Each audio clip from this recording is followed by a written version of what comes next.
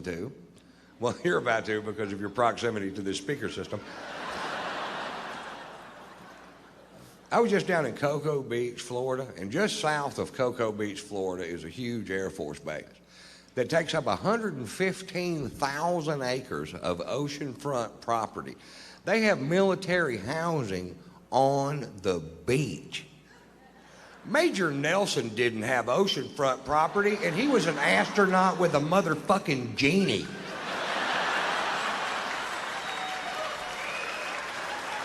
If you gotta have oceanfront, join the Navy, that's all I'm saying. And back that base up 15 miles and let us sell this asset to help pay for this war effort. We can sell it to Israel. They've got a lot of cash. They need a place to stay. That shit ain't working out for them over there. And it's the only part of Florida they don't already own. And we take the money we make from selling the rest of Florida to Israel. We buy Mexico, fix it up, and flip it.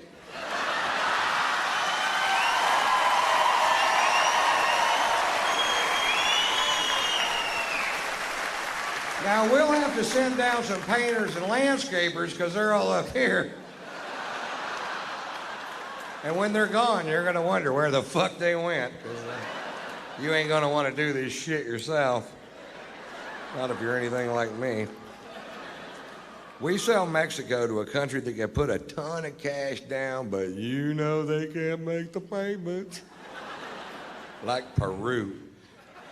Peru has billions and billions of US dollars, they do, in cash, in banks all over Peru. It's our cocaine money they tricked us out of. I mean, it's your cocaine money they tricked you out of. We get all that money back, billions of dollars, billions. And then we finance the balance of Mexico to Peru, right? We let them get behind on the payments. We repossess Mexico. Now we have Mexico free and clear. New paint, new shrubs.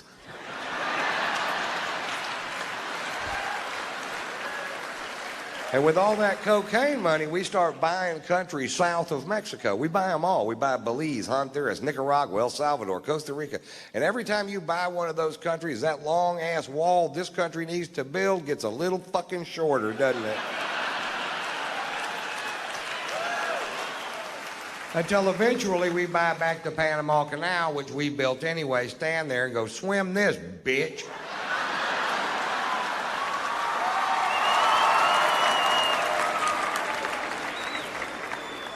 So I tour, that's what I do. I go from city to city to city to city. I've done it for 22 years. I've enjoyed every second of it. I love to do this job. I tour with my wife, which I love to tour with my wife because I only have sex with my wife. I like to have sex. I don't have sex with other women. I've been married 3 times, and that has not always been my policy.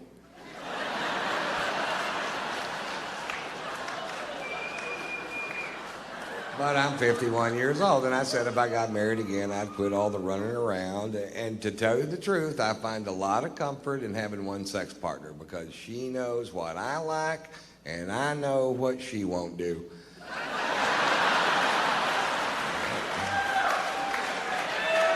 It turns out there's a list of shit she won't do. And the first thing on the list is talk about the list.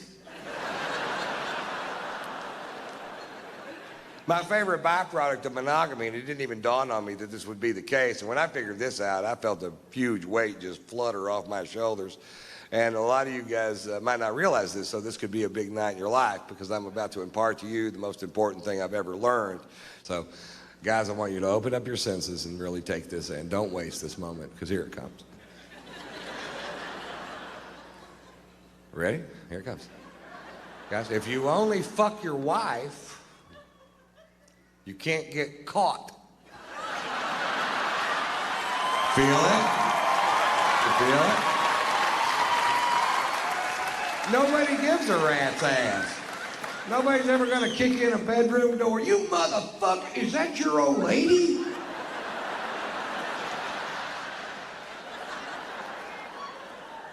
I may be exaggerating that stroke just a little bit.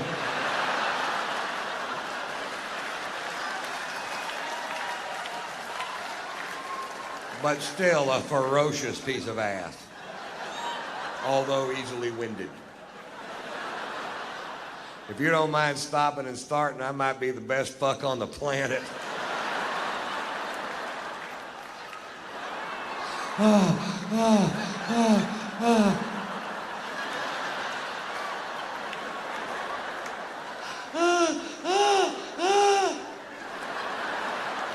That's the way I roll, ladies.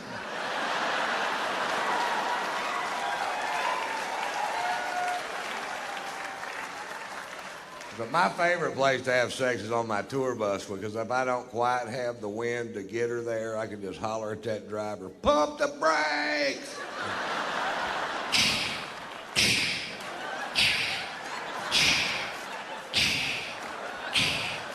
Faster!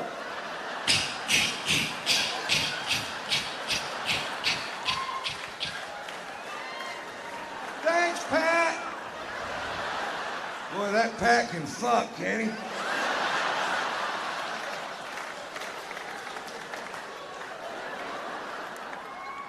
Actually, you can't get caught having sex with your wife. My wife and I were going at it one afternoon, and the housekeeper walked in, which is way better than the other way around.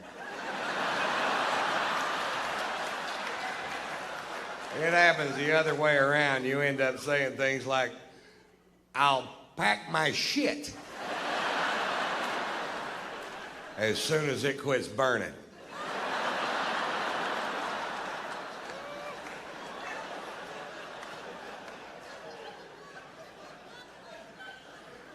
We have a great sex life, I think, you know.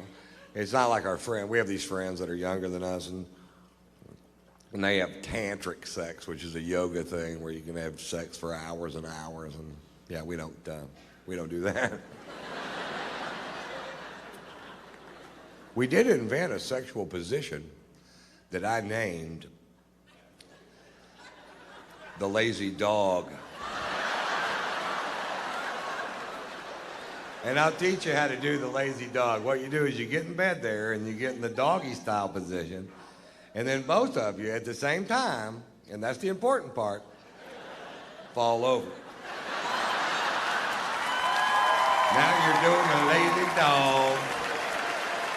I can stay in that position all night long or until she coughs.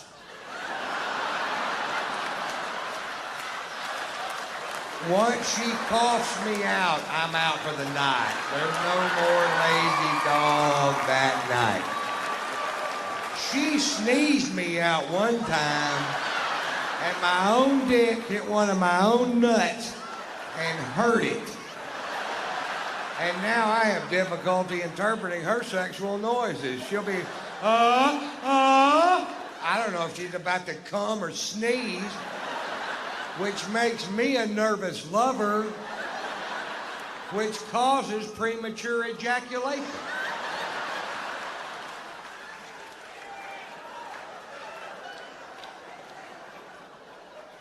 Not a lot of people know that.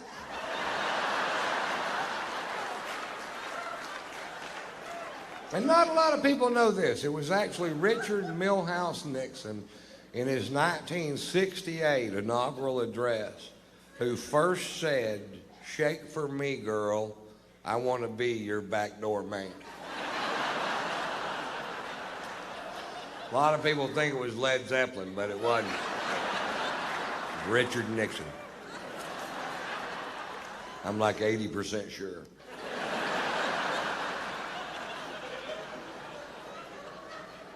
I'm like 70% sure. 50. You know what? It was Led Zeppelin.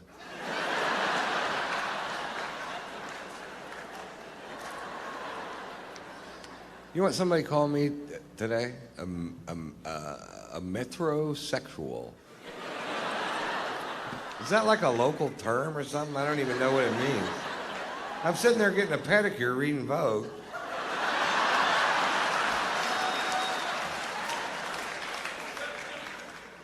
My wife got me a certificate to get a pedicure because she thinks my feet are nasty. And I went down there, and this poor old Asian woman is trying to reshape my big toe into like a regular-sized toe. And she's got this carrot peeler kind of a tool that she's using to scrape away years of neglected dead skin off these dogs. And she has a genuinely disgusted look on her face. And she looks at me and she goes, "Pedicure not only for you." Now, why I thought that would be funny, I can't remember.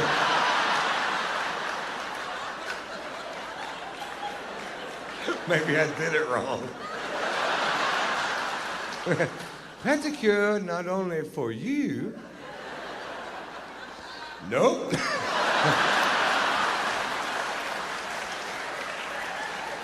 A pedicure not only for you need punchline.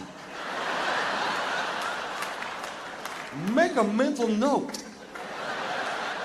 Joke not finish.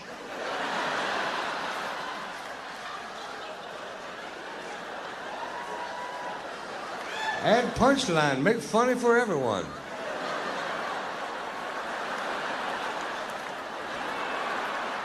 Mama's the one who got me drinking scotch. Mama loves to drink. She loves her scotch, man. Mama loves all things scotch. She likes Highland scotch, Lowland scotch, single malt scotch, blended scotch. She likes to fucking tape.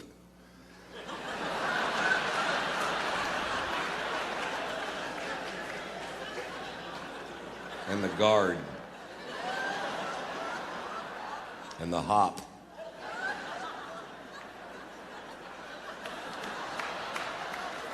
And the butter.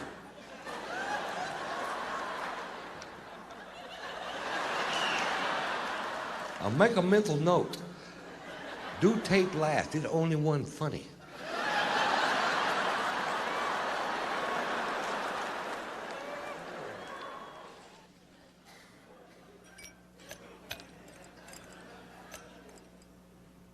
I'll tell you a story. It's funny. My uncle came over to my house the other day. My uncle used to be the president of the Southern Baptist Convention. His name is Dr. Charles Pollard. He has a triple doctorate. He has doctorates in theology, psychology, and philosophy. Although I think I still make more money than he does. He's a great man. And he came over, and I was making myself a drink, because I never pretend I don't drink. You might know that about me already. And he goes, "Son, you are never going to find the answers to your problems in the bottom of that bottle." And I said, "I know. That's why I'm going to buy another one."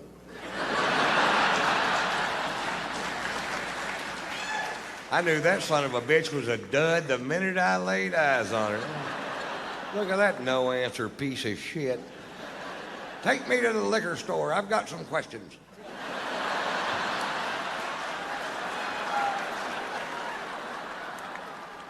I don't really get along as well with my wife as I pretend. You ever do this? You ever want to say something to somebody and then you don't say it, and then like 2 months later it just comes spewing out like Tourette's and vomit? Just blah. First time I met my wife's sister was at her mother's 75th birthday. They live up in Connecticut, and we took the plane up, and they're very wealthy, and there's a big party of 150 people at this huge house, and we're at a round table of about 15 people down front. And her sister is a published chef, and she owns a restaurant in Connecticut, and she owns a cooking school in France, and she's married to a guy from France. And she's a snob, but they're all snobs, so I figure, fuck, she'll be a snob probably. She's a big old snob, too, big old rounding, big old gal, big old taste everything that comes out of the kitchen kind of a snob, kind of a big old rounding, big old gal, big and whoopa, almost a stay home and go for the records kind of a snob.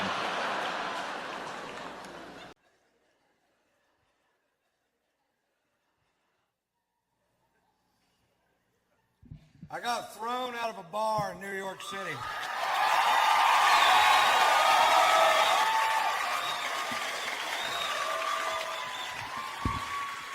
Now, when I say I got thrown out of a bar, I don't mean somebody asked me to leave. We walked to the door together, and I said, "Bye, everybody, I gotta go." 6 bouncers hurled me out of a nightclub like I was a frisbee. Those big old bouncers that go home every night, watch Roadhouse and beat off. You know what I'm talking about? Patrick Swayze's hitting another guy.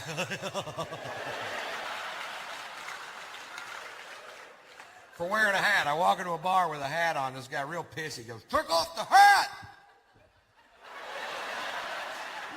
I'm like, "What's the deal?" He goes, "I'll tell you what the deal is. Faggots in this area wear hats. We're trying to keep them out of our club." I'm like, "Oh, really? The only way we can tell down south is if they have their hair cut like yours."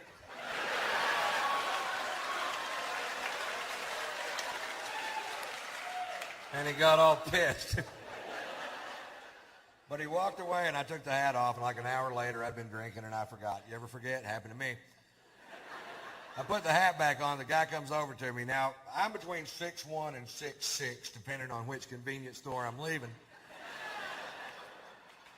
I weigh 235 pounds. This guy comes over to me, poking me in the shoulder with two fingers, says, "You're out of here." I'm like, "I don't think so, Scooter." And I was wrong. They hurled my ass. And then they squared off with me in the parking lot, and I backed down from the fight because I don't know how many of them it would have taken to whip my ass. But I knew how many they were going to use. It's a handy little piece of information to have right there. Overkill. Well, they called the police because we broke a chair on the way out the door, and I refused to pay for it. The cops showed up, and at that point, I had the right to remain silent, but I didn't have the ability.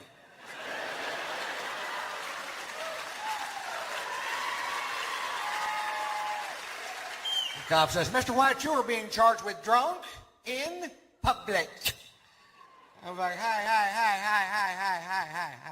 I was drunk in a bar. They threw me into public. I don't want to be drunk in public. I want to be drunk in a goddamn bar, which is perfectly legal. Arrest them. Well, they didn't arrest them. Instead, they call in for my arrest record. There's some good news. Satellites are linking up in outer space. Computer banks at NASA are kicking on. There's a telegraph in Fritch, Texas going beep, beep, beep, beep, beep, beep, beep,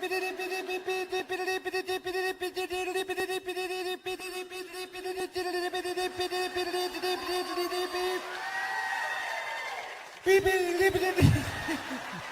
This part takes a while.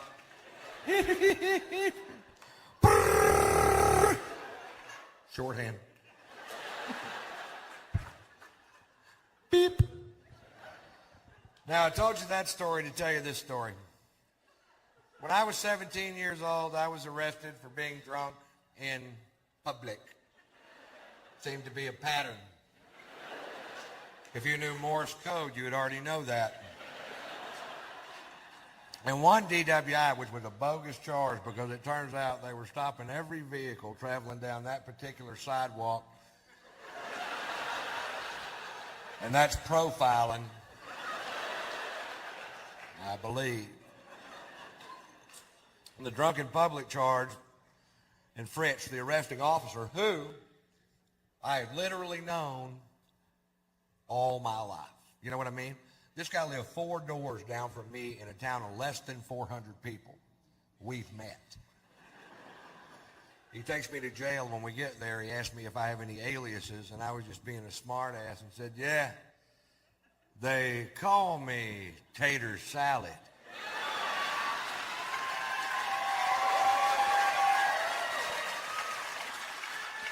"17 years later in New York City, I'm handcuffed on a bench with blood coming out of my nose. This cop goes, 'Are you Ron Tater Salad White?'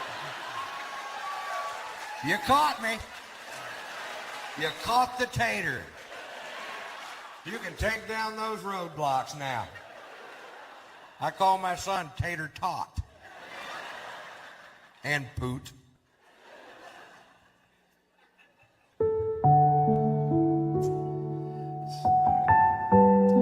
I'm a dog lover. Actually, I love my dog. I don't give a shit about your dog.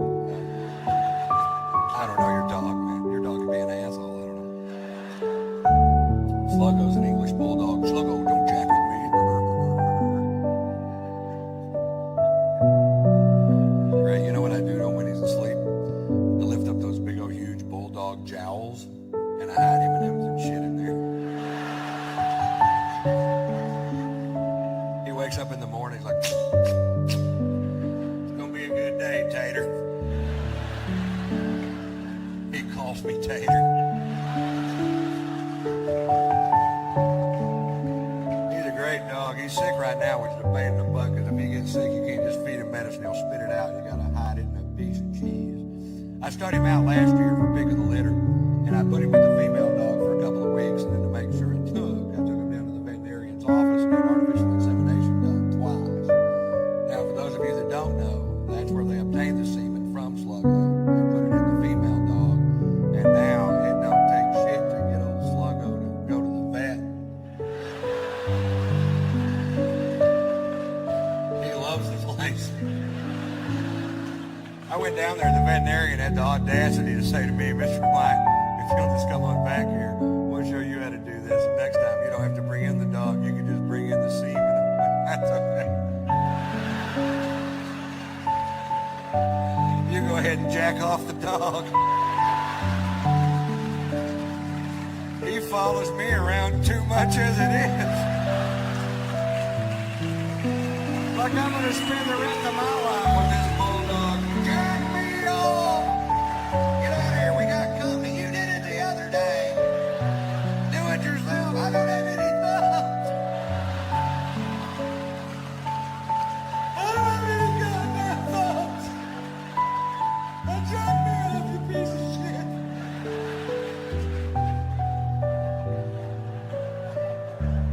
Do we talk to Daddy that way?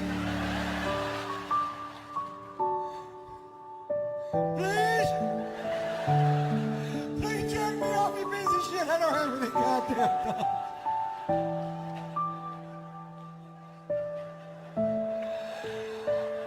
I've lost my mind, haven't I? I'll tell you a little bit more about the demise of my relationship. There was that one thing where I had sex with that girl, but that wasn't the underlying problem. The big problem was, the first problem was this. We lived in a house, and it had a thermostat. That's it. Because I like the temperature of the house between 70 and 75, and she liked the temperature of the house between 75 and 110. And you can't keep tater salad at that temperature.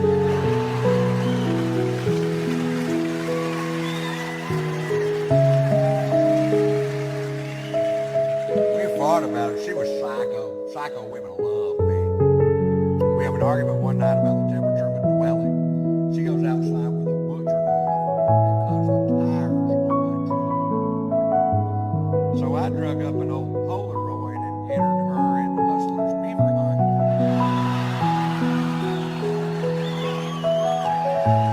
And she won. And I used the money to get me some new tires. And she super glued my dick to my stomach. So, do you see how things just get out of hand? Still itches.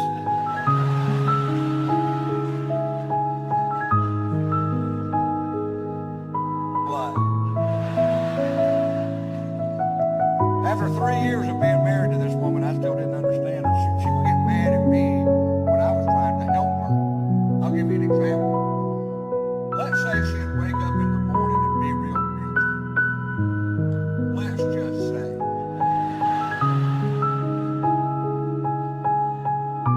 And I knew in my heart she was suffering from PMS. And out of my love for her, I would offer her my dog. Tell her, honey, I believe if you eat this my dog, you won't bitch quite so much. She would growl at me and wouldn't eat the my dog. I had to hide it in a piece of cheese. Thanks for playing along. I hope you enjoyed it. You guys were great, man. Thank you very much.